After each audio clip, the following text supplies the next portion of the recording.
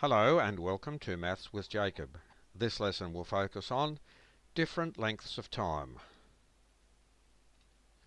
Kindergarten students need to be aware that some activities take longer to complete than others.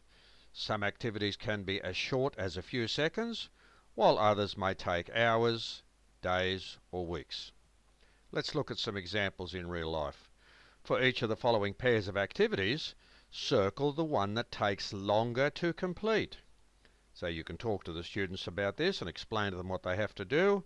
First activity is brushing your teeth, and the second one is having breakfast. The first activity here is writing the whole alphabet or writing the numbers from 1 to 10. And this activity is running 100 metres or swimming 100 metres. So in each of those cases, the students have to pick the one that takes longer to complete. For each of the following activities, circle the one that takes the shorter time to complete. So here we are looking at the shorter time. This activity is eating a banana, eating lunch. This activity, decorating a Christmas tree, blowing up a balloon. So these are the pairs of activities. So if we draw a line along there like that, choose between those two activities which is the shorter, and choose between those two activities which is the shorter time. Students could be asked to draw two activities and circle the one that takes the shorter time to complete, so they choose their own activities.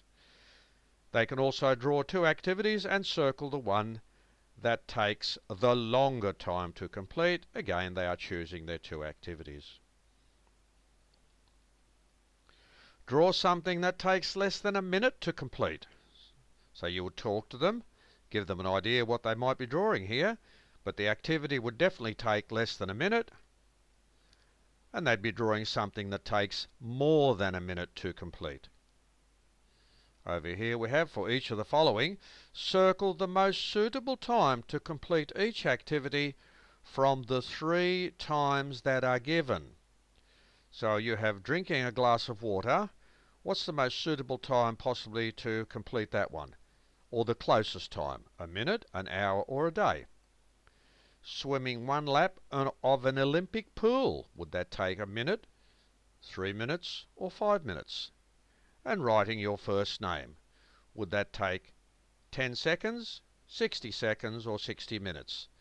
So this video has given students an idea of some different lengths of time, and we've looked at different activities and the time that could be taken to complete those activities.